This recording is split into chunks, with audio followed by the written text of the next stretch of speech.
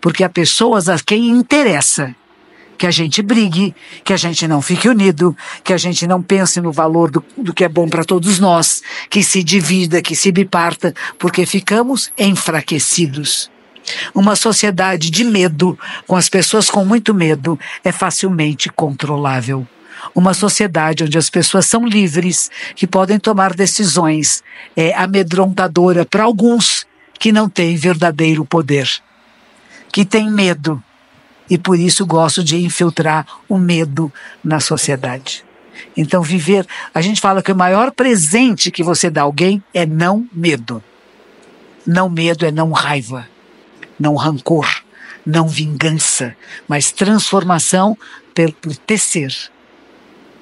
Tecer novamente relacionamentos de respeito e de harmonia.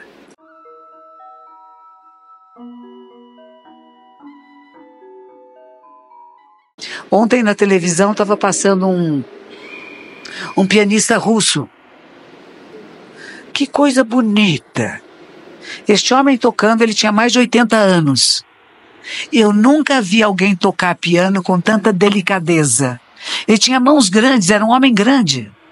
Como você, provavelmente, né? Ele não sentava muito próximo do piano, ele sentava longe, porque o braço é comprido e a perna comprida. Então ele senta meio longe do piano. Mas cada nota pode ser ouvida com uma delicadeza que nenhum jovem é capaz de fazer. Isso são anos de experiência. Ele põe a intenção na nota e parece que o dedo dele nem toca no piano, com tal a suavidade que ele põe nas teclas. E o som de uma beleza incomensurável. Isso é experiência, é prática incessante, é repetir e repetir e repetir tantas vezes que não tem mais esforço necessário. No começo a gente faz as coisas com esforço, até que não haja mais esforço. Isso é o caminho da diversidade. No começo nós temos que fazer esforço para acolher aquele que é diferente de mim. Acolhe e transmuta. Então isso funciona dentro da nossa casa, da nossa família, da nossa maneira de pensar, acontece no nosso local de trabalho, no nosso bairro, na nossa rua, no nosso clube. Como é que eu sou capaz de perceber que posso ter dentro de mim, implantado de meus ancestrais, de meus antepassados, uma visão discriminatória e parcial da realidade, e como é que eu venço isso? Como é que eu dou um passo além? Como é que eu tenho amigos e amigas, companheiros e companheiras de uma grande variedade de pessoas que pensam diferente, que brincam de forma diferente e que veem o mundo de forma diferente. E por isso enriquece a minha vida. Isso é um pouquinho que eu queria partilhar com vocês.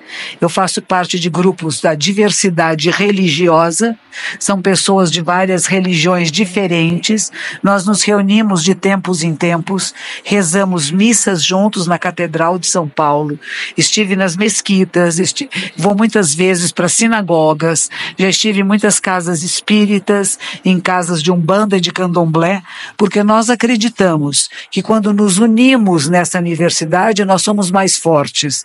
E o nosso propósito é criar uma cultura de paz, uma cultura de não violência, para que não haja guerras. A violência no Brasil, ela pode diminuir bastante? Pode. Mas aqui não tem guerra. Tem gente que quer comparar, é como se fosse uma guerra. Não, não é não. Em guerra não tem prédio. Vocês veem fotografias, filmes da Síria, não vê? Toda bombardeada, tá tudo cinzento. É tudo concreto quebrado no chão. Não tem banco, não tem caixa econômica para ir, né? Não tem clube para ir, não tem escola para ir, não tem casa para voltar, não tem roupa para vestir, não tem comida para comer. O que existe no Brasil, a violência no Brasil, não é guerra. E não vai se tornar uma guerra, porque nós não vamos deixar. Nós não vamos permitir. Nós vamos acolher a diversidade. Nós vamos respeitar pessoas diferentes. Nós vamos punir aqueles que são errados, mas punimos a falha e não a pessoa. Não odiamos ninguém. Não desenvolvemos em nós a raiva, o preconceito. Aquele é rico, só pode ser ladrão. Não, ele pode ter trabalhado a vida inteira para comprar um carro, né? E sem querer a gente discrimina também. Eu tenho um aluno que ele foi funcionário público a vida inteira. Diz que hoje é dia do funcionário público, né? Eba! Ele foi funcionário público a vida inteirinha. Na aposentadoria, ele comprou um carro, um Chevrolet, que era o sonho da vida dele, que é o tal do Chevrolet. E um dia ele veio, o meu templo ficava lá no bairro da Liberdade. Ele veio guiando o Chevrolet dele todo contente, quando uma pessoa, ele para num sinal luminoso, uma pessoa dá um chute no carro dele, seu ladrão, falou para ele. Porque ele tinha um carro grande, ele devia ser ladrão. Ele nunca mais usou o carro, só para dar volta no quarteirão. Não pode, isso é discriminação. Se é rico, é ladrão, não. Tem gente que ficou rica, que rico não, comprou um carro bom, tem uma boa casa, porque deu duro a vida inteira, porque soube economizar, soube usar seus meios. Não é porque é ladrão, não é? É a mesma coisa, dizer, pobre também é ladrão. Se é pobre, chegou um menino pobre aí, deve ser assaltante. Não é assaltante o menino. É um menino correto, honesto, que trabalha. Ele não veio assaltar ninguém. Então a gente tem que parar. O preconceito é isso, a discriminação é essa. Eu não vejo a realidade como ela é. Eu projeto nessa realidade coisas. E às vezes eu estou errado. Poder ver o que é como é uma condição nossa humana, de desenvolver o olhar que vê o que é como é. Este é bom, este não é tão bom. Aquela pessoa está escondendo uma coisa. Por que será? Não tem pessoas que fazem coisas erradas e nunca dizem que fizeram? Elas têm medo de punição. Às vezes apanharam na infância, às vezes tiveram um pai muito violento, uma mãe muito violenta, né? Se errou, não fui eu. Porque está com medo, aquele medo infantil ainda, de confessar, puxa, eu falhei. Fui eu sim, eu vou prestar mais atenção, desculpe, eu não devia ter feito isso, escapou. Percebe? A gente reconhecer a nossa falta e a gente se comprometer a corrigir os erros. Não é errando que se aprende, né? É corrigindo o erro. Percebo o erro, que às vezes é meu, às vezes dos meus ancestrais, e eu vou corrigir o erro. Vou combinar com uma história que eu gosto muito de um pajé. Fui fazer um encontro de yoga e esse pajé foi convidado. E o pajé fez uma roda e disse assim, eu posso fazer para vocês um pedido. Eu posso realizar um pedido que vocês tenham. E ficou todo mundo muito assim, o que a gente vai pedir, né? Um pedido, né? A maioria pediu saúde. E no final ficamos conversando e alguém disse assim, o senhor não tem raiva dos portugueses? Os portugueses massacraram os indígenas. Ele disse assim, eu não converso essas histórias com meus netos. Porque a minha função, eu saí da minha tribo, onde eu era pajé, coloquei um outro pajé no meu lugar, porque eu sou pajé no mundo. E eu quero fazer com cada pessoa que eu encontro um membro da minha tribo. Para isto, eu não vou estimular meus netos a ter raiva dos portugueses. Aquilo que foi feito, feito está. Mas como é que nós vamos fazer daqui para diante? Porque se eu ficar estimulando neles a raiva, o rancor, nós não vamos sair do lugar. E eu quero que o meu povo seja livre, seja respeitado e que suas terras sejam demarcadas de forma adequada. Há pouco tempo fizeram uma grande campanha, né, que chama Demarcação Já, que tem que demarcar terras indígenas. Não pode abusar do povo indígena. Ele nunca será diferente do que um povo indígena é. Que bom, que maravilha, que são os cuidadores da terra, que chamam as árvores do povo de pé. Percebem que tudo é vida e, portanto, cuidam de tudo. Nós temos que aprender com os povos primitivos, com os povos indígenas, a cuidar. Tudo está vivo. Cada planta, cada pedra, cada parede. Será que nós cuidamos? Esse cuidar amoroso e respeitoso a tudo que existe vence, supera a discriminação e aprecia a diversidade. Eu espero que todos nós possamos apreciar a diversidade, apreciar valores diferentes, de olhares diferentes, de aptidões diferentes, que enriquecem a nossa vida. Muito obrigada pela sua presença, pelo seu olhar, que enriquece também o meu olhar. Muito boa tarde.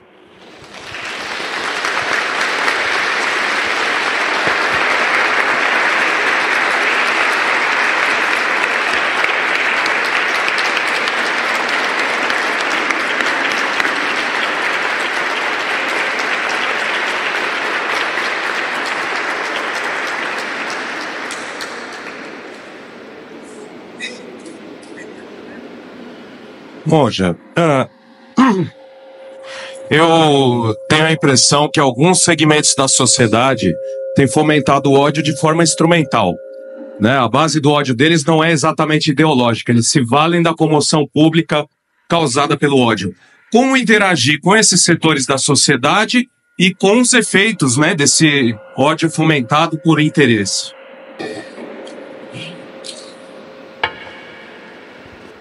Eu acho que a coisa mais importante é que nós temos clareza mental, de não sermos manipulados. O que ele está falando é de manipulação, né?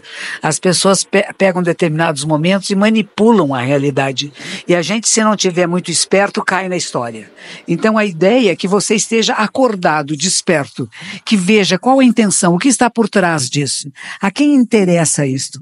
A gente tem que sempre analisar as notícias que os noticiários nos dão. Será que elas são todas verdadeiras? Vocês percebem que só falam mal do serviço público? Serviço público não é ruim, gente. Serviço de saúde pública funciona. Eu tive experiências pessoais. Fui muito bem atendida, com muito respeito. Não só eu, outras pessoas que eu conheço. Quantas pessoas são curadas no Hospital das Clínicas de São Paulo, no Hospital Emílio Ribas. Mas o que a nossa mídia vai mostrar? Aquele hospital que não está atendendo. Sim, aquele precisa de mais cuidado, mais atenção. Mas por que não mostra junto o que está fazendo certo e correto? Então nós vamos fomentando a raiva, o desencanto, e que ninguém presta e que ninguém é bom, e vamos destruir tudo. Não pode ser assim. É como se você jogasse o bebê junto com a água do banho, né? Não pode cultivar ódio por ninguém, por nada. Imagine, eu nem quero falar muito, porque eu tenho meus pensamentos políticos aqui. Mas tenho mesmo muita firmeza no que eu acredito, né? Imagine só, um presidente da República que tem um apartamento, gente. É ladrão? E aquele que tem apartamento em Nova York, aquele que tem apartamento em Paris, aquele que tem milhões na sua casa? E esse não tem nada, esse é bonzinho, né? Então a gente cai na parrela, na mentira. A gente acredita na mentira. E fica com raiva de pessoas que não deviam ter raiva. A gente devia agradecer. Pessoas que têm feito bem para o Brasil, para o mundo. Deve ter erros, claro que tem.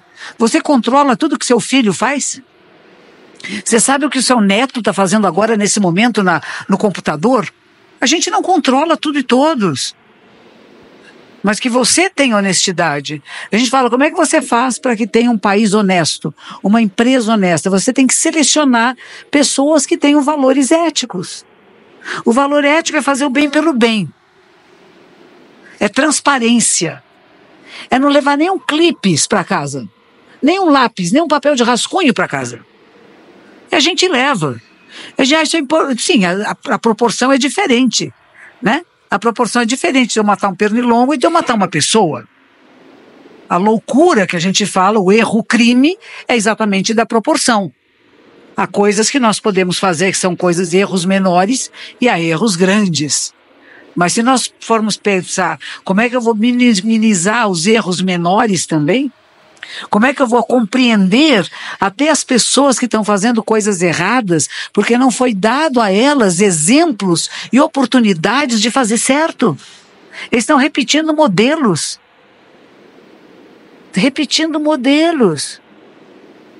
Então a gente tem que entender. E não cultivar ódio, gente. Eu posso ser contra, eu posso dizer, não, essa pessoa tem que ser presa, é verdade, ela não se arrepende, que pena, tomara que algum dia tenha capacidade de visão de se arrepender, mas eu não odeio a pessoa. Uma vez, há um tempo atrás, estavam sequestrando muita gente aqui em São Paulo, há alguns anos, né? E uma prima da minha mãe me telefonou perguntando se eu não podia fazer parte de uma campanha de oração que estavam fazendo para libertar 2 meninas que tinham sido sequestradas. E ela disse, todos os dias, fazem mais de um mês, que todos os dias, às 6 horas da tarde, a gente reza o terço. Embora você não seja católica, mas você podia fazer uma prece sua também às 6 da tarde, para que libertem as crianças. E eu disse, eu faço, se nós incluirmos os sequestradores. Eu faço a prece se nós incluirmos quem sequestrou as meninas, porque eles precisam de prece também. Porque se eles não precisassem de prece, não estavam fazendo besteira. Aí elas falaram, tá bom, então hoje às 6 da tarde nós vamos rezar e vamos incluir que os sequestradores estejam bem, que eles tenham a capacidade de devolver as crianças e que eles não sejam feridos. No dia seguinte foram soltas. Parece mágica, né? Porque o ódio saiu. A raiva saiu. E você começa a compreender que mesmo aqueles que vão fazendo coisas erradas são vítimas de uma sociedade, de uma cultura de violência. E que não é uma ou 2 pessoas. E o que nós precisamos fazer é serzir. Há um tecido social que foi dilacerado. E esse tecido só vai ser consertado com serzimento. Serzir leva tempo, paciência e perseverança. Você tem que pegar cada fiozinho desses e, de novo, inserir no tecido. É uma arte, a arte de serzir o tecido social. Ele não é feito com mais furos, com mais violências, nem com ódio. É feito com carinho e com respeito. Hoje nas escolas usa-se muito isso. 2 crianças brigaram, não são só os 2 que vão ser chamados todos na classe. O que está acontecendo aqui? Por que isso aconteceu? E vão ser chamadas todas as famílias. E juntos todos têm que refazer a tessitura que foi rompida. Não é uma pessoa responsável, são todos nós. Se somos todos nós, somos todos corresponsáveis para serzir de novo, refazer uma tessitura social de respeito à vida, de respeito ao outro e não desenvolver ódio, raiva e querer o mal de alguém. Isso não pode caber numa sociedade. E nós temos que trabalhar em nós, porque há pessoas a quem interessa que a gente brigue, que a gente não fique unido, que a gente não pense no valor do que é bom para todos nós, que se divida, que se biparta, porque ficamos enfraquecidos. Uma sociedade de medo, com as pessoas com muito medo, é facilmente controlável. Uma sociedade onde as pessoas são livres, que podem tomar decisões, é amedrontadora para alguns que não têm verdadeiro poder, que têm medo.